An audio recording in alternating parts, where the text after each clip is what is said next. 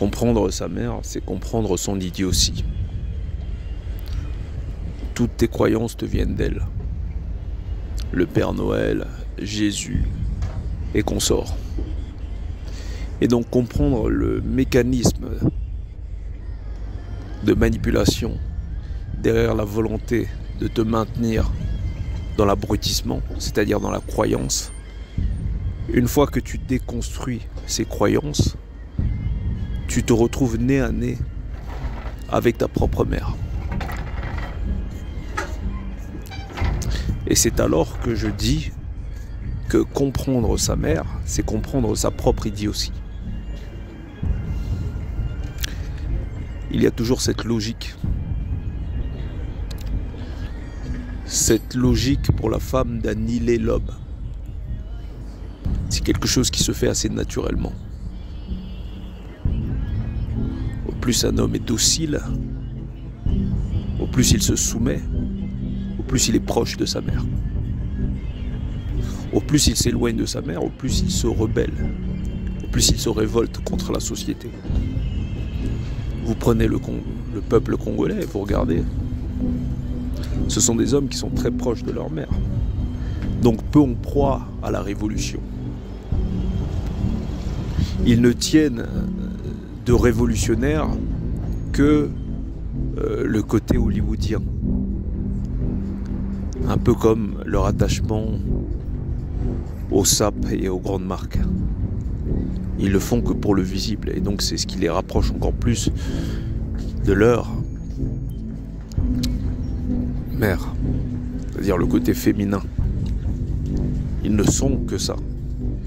Ils ne sont que le reflet d'une éducation maternelle. L'homme superficiel est le reflet d'une éducation maternelle.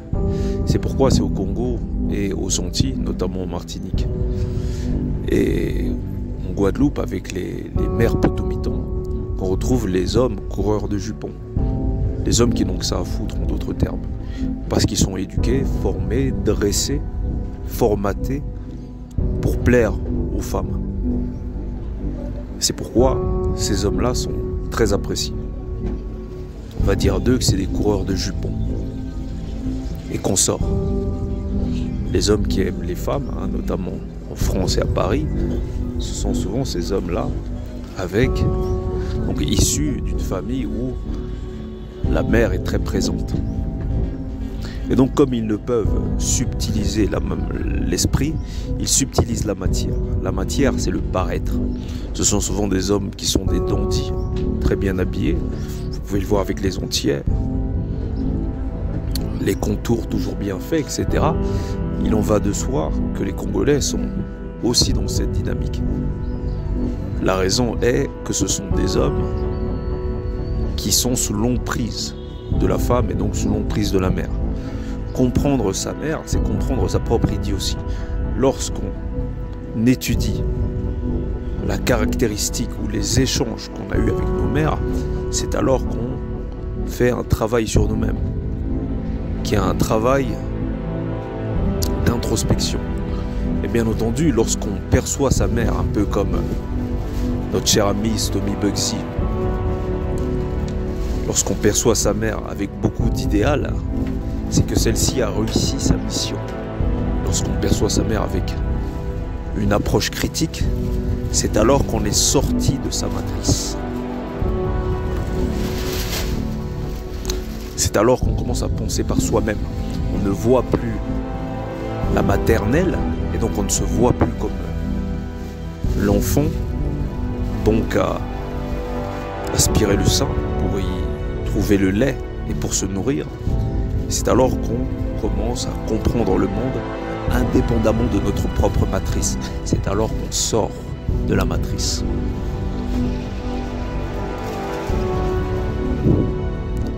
Ce n'est pas que le nègre ne peut pas sortir de la matrice, c'est qu'il ne veut pas. Il est coincé dans une énergie féminine, comme le Kamit, comme Mobali Makasi, comme Kofi Gomez. C'est pour ça que toutes ces religions, toutes ces croyances tournent souvent autour de la bonté, autour de la vérité, etc. Et non autour de la virilité, autour de la force, autour de la conquête. c'est un monde purement masculin. Le respect, c'est pas pour les femmes, par exemple. Si les femmes savaient ce qu'ils ont coûté d'être respectées, elles laisseraient ça aux hommes. Il n'y a que les femmes afro qui réclament le respect. Quand vous regardez dans les autres communautés qui sont beaucoup plus conquérantes, les femmes ne demandent pas le respect. Parce qu'elles savent que derrière le respect, il y a le sang, il y a la sueur, il y a la boue. Elles ne veulent pas se salir. Si elles prétendent vouloir ça, c'est parce qu'elles savent qu'en face d'eux, elles ont des hommes qui ne sont pas vraiment conquérants. Elles ont des hommes de pacotille, des hommes de paraître. Des hommes qui prétendent faire la révolution parce qu'ils sont soi-disant conscients, parce qu'ils ont lu Diop, etc. Des hommes qui ne s'organisent jamais entre eux, pour n'importe quoi, même pour une petite confrontation, de l'hostilité. Tout le monde connaît les Kamites. Ils adorent nous montrer qu'ils sont super mignons avec leurs femmes, qui ne se déplacent jamais sans leurs femmes, même pour enterrer leurs morts. Ils tiennent à tout prix à nous montrer que leur femme est présente, alors qu'on leur a rien demandé. Ils sont l'esclave de celle-ci. C'est ce qu'on appelle un goumin. Le goumin, comme diraient nos amis, je pense que c'est les Ivoiriens. Quand tu es tellement dedans que tu ne te rends pas compte que ton comportement évoque le comportement de quelqu'un qui est envoûté par le charme de ta partenaire ou de ton partenaire.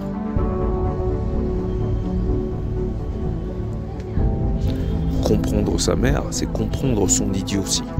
Et je parle aussi pour les femmes.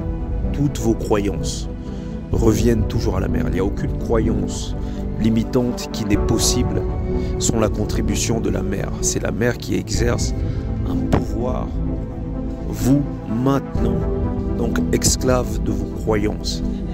Parce que c'est utile pour elle. Sans quoi, elle ne peut avoir d'autorité. Mais à un moment, il faut qu'elle cesse d'avoir son autorité. C'est alors que vous devez prendre l'autorité, non seulement sur elle, mais sur le monde. Et pour ce faire, vous ne pouvez pas y arriver, vous ne pouvez pas y parvenir, vous ne pouvez pas devenir un homme sans questionner les croyances évoquées par votre mère, qui ont fait de vous l'homme stupide, naïf que vous êtes devenu, le canard. Si vous êtes un canard, questionnez l'éducation de votre mère. Et vous comprendrez pourquoi vous vous faites entuber dans toutes vos relations. Et il en va de même aussi pour les femmes. Parce que elles sont en même temps bourreaux et victimes. Parce que cette réalité, elles l'entretiennent, mais en même temps elles la subissent. C'est ça le plus dramatique.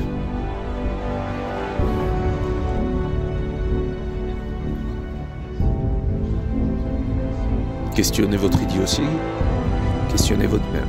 Merci.